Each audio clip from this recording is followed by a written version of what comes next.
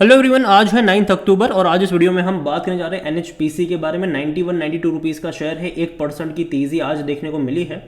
हालांकि पिछले कुछ टाइम से अगर आप देखो तो लगातार ये गिरा था और इवन सिर्फ यहीं पर नहीं, पूरे बाजार में गिरावट थी। पिछला हफ्ता बाजार के लिए बहुत खराब रहा था, लेकिन अब जाकर तेज़ी लौटी है। कल भी तेज़ी थी और आज भी तेज़ी देखने को मिल रही है, लेकिन फिर भी एक महीने में तकरीबन 3-3.5% का फॉल देखने को जरूर मिला है। बात करेंगे वीडियो में इसके बारे में, लेकिन उससे पहले अगर आपने अभी तक चैनल को सब्सक्राइब नहीं किया है तो प्लीज़ अभी इसे सब्सक्राइब कर लीजिए, क्योंकि आगे भी बहुत सारे वीडियोस हैं जो आपको काफ़ी ज़्यादा हेल्प करेंगे। तो एनएचपीसी का शेयर 92 रुपीज़ के आसपास ट्रेड करा है। 3% का फॉल देखने को मिला है एक महीने में। एक साल में अगर हम देखें तो 76% का ग्रोथ भी है। पैसा डबल से भी ज़्यादा बना कर दिया था इसने। 50 रुपये से 115 पे गया था, लेकिन उसके बाद जो गिरावट शुरू हुई है वो अभी भी रुकी नहीं है। अगर आप देखोगे तो जो गिरावट हमें देखने को मिली है 115 रुपये पर जाने के बाद, पहले तो एक मेजर फॉल आ ही गया यहाँ पर। 115 से लगातार गिरा, 93 रुपीज़ पर आया। और अगर अटेम्प्ट करा थोड़ा बहुत, 99 पे गया, फिर गिरा, फिर थोड़ा सा अटेम्प्ट करा, फिर गिरा, फिर अटेम्प्ट करा, फिर गिरा, अभी अटेम्प्ट कर रहा है। भरोसा कर सकते हैं कि नहीं, ये सबसे बड़ा सवाल है अभी के टाइम पर। तो यहाँ पर देखो, कंपनी अगेन मैं कहूँगी खराब नहीं है, लेकिन अभी मुझे लगता है कि तेज़ी के आसार कम नज़र आ रहे हैं मुझे यहाँ पर। रीज़न सिंपल सा है कि ऑलरेडी गिरावट हम यहाँ पर देख तो रहे और कंसोलिडेट भी कर रहा है, लेकिन कहीं पर सपोर्ट नहीं है। अगर अटेम्प्ट भी करता है 1-2 दिन का तो वापस से वहाँ से गिरावट देखने को मिल जा रही है।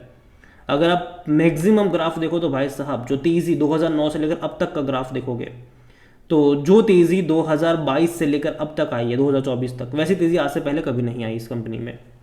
क्योंकि आज से पहले पावर सेक्टर उतने ज़्यादा फोकस में थे ही नहीं।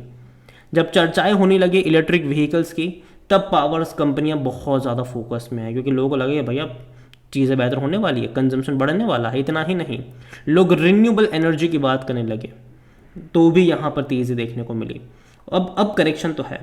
और देखो, जनरली एक चीज़ देखने को मिलती है कि पावर कंपनियां जो होती है वो जनरली खास करके जब से बारिश का मौसम शुरू होता है तब से लेकर मतलब दिसंबर तक उतने बड़े मूव्स नहीं दिखाता, क्योंकि उस टाइम पे कंजम्पशन कम हो जाता है। लेकिन जब गर्मी आना शुरू होती है उससे पहले ये दौड़ना शुरू कर देते हैं। तो मैं पहले भी बोल चुका हूँ, इवन अगर मैं चैनल को रेगुलर मतलब देखते हो तो मैंने पहले भी कहा था कि जब बारिश शुरू हो जाएगी यहाँ पर आपको फॉल देखने को मिलेगा। और जुलाई से अगर आप देखो गिरावट देखने को मिल भी रही है, और मुझे लगता है कि दिसंबर तक आपको इसका हाल यही वाला देखने को मिलेगा। कोई बहुत बड़ी तेज़ी दिसंबर तक मैं एक्सपेक्ट यहाँ पर नहीं कर रहा हूँ। बाद में जनवरी फरवरी में देखा जाएगा यहाँ पर क्या होगा। तब तक इनके क्वार्टरली रिजल्ट्स भी आएंगे, वो भी देखना इंटरेस्टिंग होगा कि वो कैसे होते हैं। कंपनी के बारे में अगर देखो सरकारी कंपनी है, ठीक है, पावर सेक्टर से बिलोंग करती कंपनी है। जनरल इनकी जो कैपेसिटी है वो हाइड्रो पावर में बहुत ज़्यादा है, ठीक है। और वहीं पर अगर आप देखो तो 7,000 मेगावाट से भी ज़्यादा की कैपेसिटी है इनकी, जो इस मतलब जिसको ये लगातार बढ़ा भी रहे हैं। हालांकि कंपनी के ऊपर तकरीबन 20-22 हज़ार मतलब करोड़ का कर्जा भी है। अगेन कंपनी और पैसा रेस कर रही है, और अगे देखो कंपनी प्रॉफिटेबल है, अच्छा प्रॉफिट कर रही है, एक्सपांशन की तरफ जा रही है। कर्जा है डेफिनेटली, लेकिन एक्सपांशन की तरफ जा रही है, चीज़ें बेहतर होने के आसार ज़्यादा है। सरकारी कंपनी डूबने का खतरा ना के बराबर है। इतना ही नहीं, सोलार और विंड प्रोजेक्ट भी इनके हमें देखे हैं पिछले कुछ टाइम में। बड़े बड़े प्रोजेक्ट इन्होंने मतलब सोलार और विंड के भी लिए हैं, जो कि अच्छी बात है इसके लिए। और ये लगातार अपनी कैपेसिटीज़ को बढ़ा रहे हैं।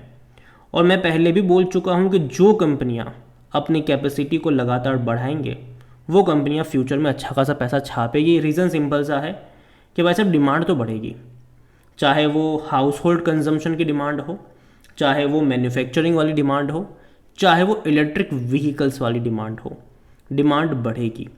लोगों का जो भरोसा है वो ईवी की तरफ आगे जाके और बड़ा होगा। और ऐसे में कहीं ना कहीं जो उसको चलाने के लिए, देखो अभी तो भैया लोग 2 व्हीलर्स और 4 व्हीलर्स तक ही सीमित है, कल को जो हैवी व्हीकल्स भी आएंगे, ठीक है। जब बैटरी और अच्छी होंगी और टेक्नोलॉजी इनोवेशन होगा, तब आपको बस वगैरह हालांकि चल रही है, लेकिन फिर भी जो बड़े पैमाने पर जो हम मतलब ट्रांसपोर्ट व्हीकल की जो हम बात करते हैं वो भी आपको देखने को मिलेंगे, लेकिन टाइम लगेगा उसको। लेकिन जैसे जैसे टेक्नोलॉजी और बेहतर होती जाएगी वो भी आपको देखने को मिलेगा। और उन हैवी व्हीकल्स को चलाने के लिए और ज़्यादा बिजली लगने वाली है, तो कहीं ना कहीं जो कंजम्पशन होने वाला है बिजली का वो ज़्यादा, और जिस चीज़ का कंजम्पशन ज़्यादा होता है उस चीज़ की कीमतें बढ़ती है। पिछले 3 सालों में बिजली के दाम बहुत तेज़ी से बढ़े हैं। बिजली कंपनियों को गवर्नमेंट और ज़्यादा पैसा चुका रही है।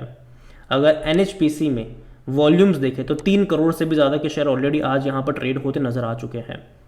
मार्केट कैप 92,000 करोड़ से भी ज़्यादा का देखने को मिल रहा है। ऑल टाइम हाई 118 का है, लो तकरीबन 14-15 के आसपास का है। कंपनी के बारे में अगर हम बात करने जाए तो according to money control user हर कोई कह रहा है होल्ड करो, बेचने की बात कोई नहीं कर रहा, खरीदारी करने की बात करो, और मेरा भी वही मतलब रवैया है। जो अगर आप लॉन्ग टर्म के निवेशक हैं तो होल्ड करो, लेकिन फ्रेश बाइंग के मौके अभी यहाँ पर नहीं ढूंढने चाहिए। एटलीस्ट 3-4 महीनों तक तो नहीं बन रहे हैं, एटलीस्ट 3 महीने तक तो यहाँ पर नहीं बन रहे हैं, ये मेरा मानना है फ्रेश बाइंग के मौके।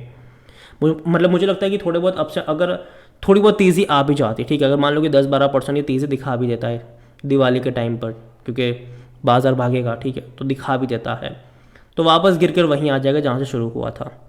और यही वजह है कि मैं उतना ज़्यादा कॉन्फिडेंस अभी इस पर नहीं हूँ ये 3 महीनों के लिए, ठीक है। जैसे जनवरी फरवरी स्टार्ट होगा, पावर कंपनियाँ फिर से फोकस में आना स्टार्ट हो जाएगी, स्पेसिफिकली फरवरी महीने से, क्योंकि गर्मियाँ भैया बढ़नी शुरू हो जाएगी, ठीक है। लोग अपने घरों में एसी वेसी लगाएंगे, चलाएंगे, कंजम्पशन बढ़ेगा। न्यूज़ चैनल पर खबरें भी आपको इसी तरीके की देखने को मिलेगी, यहाँ पे इतना टेम्परेचर है, यहाँ पे इतना टेम्परेचर है।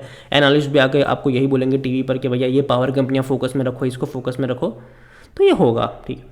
और जहाँ तक देखा जाए, इस कंपनी में डिविडेंड को अच्छा पे करा, उसमें कोई शक नहीं है। इस साल इसने पहले ₹1.40 का पे करा, बाद में 50 पैसे का पे करा, कुल मिलाकर ₹1.90 का डिविडेंड ये इस साल पे कर चुका है।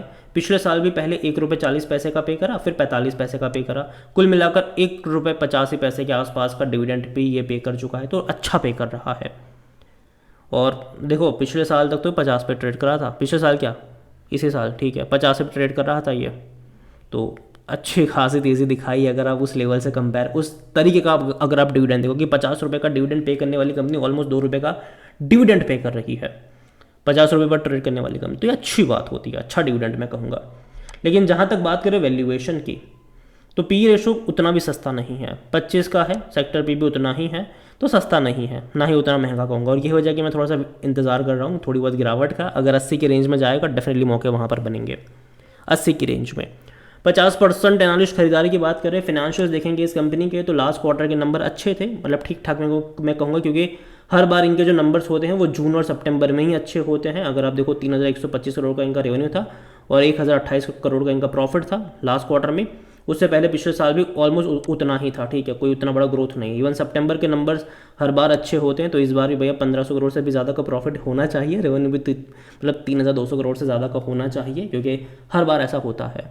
बाद में फिर दिसंबर और मार्च आता है तो रेवेन्यू भी कम हो जाते हैं, प्रॉफिट तो और ज़्यादा कम हो जाते हैं। तो देखते हैं क्या होगा यहाँ पर। लेकिन जहाँ तक शेयर होल्डिंग के बारे में देखें, प्रमोटर की होल्डिंग 67.40% है। प्रमोटर कौन है? गवर्नमेंट, यहाँ पर सरकारी कंपनी है। 4.36% म्यूचुअल फंड के पास है, 5.92% डोमेस्टिक के पास है, 8.97% एफआईआई लेकर बैठे हैं।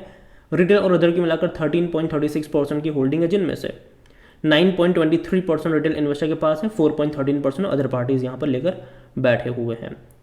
ओवरऑल अगर बात करूँ इस कंपनी की, देखो सरकारी कंपनी है, डूबने का खतरा इसका ना के बराबर है। लेकिन जहाँ तक मुझे लगता है कि देखो अभी कुछ महीना दूर बैठो तमाशा देखो, यहाँ पर जो मौके बनेंगे वो शायद जनवरी के एंड में बन सकते हैं खरीदारी के। अभी मुझे लगता है कि अगर तेज़ी दिखा भी देगा 10-12% के बीच में फेस्टिवल सीजन में, अगर जब तेज़ी आएगी, जब पूरा बाजार अच्छा खासा मूड में होगा, ये भी थोड़ा बहुत तेज़ी दिखा देगा बीच बीच में, लेकिन वापस गिरकर वही ₹90 के लेवल पे जाएगा। जहाँ तक यहाँ पर अच्छा मौका जो मुझे लगता है, जहाँ पर इसका वैल्यूएशन भी सस्ता हो जाता है, वो लेवल मुझे लगता है कि वो शायद ₹80 के आसपास हो सकता है। और इनके क्वार्टरली रिजल्ट्स भी देखना इंटरेस्टिंग होगी इस क्वार्टर के, क्योंकि भैया पिछले साल तो बहुत अच्छे नंबर थे, 1500 करोड़ से भी ज़्यादा का प्रॉफिट था। इस बार देखते हैं कि उसको बीट कर भी पाता है कि नहीं। तो रिजल्ट्स आ जाने दीजिए, उसके बाद कोई फैसला लीजिए। और अगेन कहूँगा मैं कि नज़र रखिए इस कंपनी के। देखो कंपनी लॉन्ग टर्म के लिहाज से मुझे खराब नहीं लगता, कि मैं कह दूँ लॉन्ग टर्म के लिहाज से बेहतरीन कंपनी है, लेकिन फ्रेश एंट्री के लिहाज से मुझे लगता है कि मार्केट थोड़ा बहुत करेक्शन दिखाएगा और इसमें इस कंपनी में करेक्शन की पॉसिबिलिटी ज़्यादा है। और अगेन ये मेरा पर्सनल ओपिनियन है, कोई भी इन्वेस्टमेंट एडवाइस नहीं। वीडियो को यहीं पे एंड करता हूँ। पसंद आया हो तो लाइक करो, शेयर करो, चैनल अगर पहली बार है तो प्लीज़ सब्सक्राइब करें। और NHPC के बारे में आप क्या सोचते हैं वो भी आप मुझे कमेंट में लिख के बता सकते हैं। Thank you.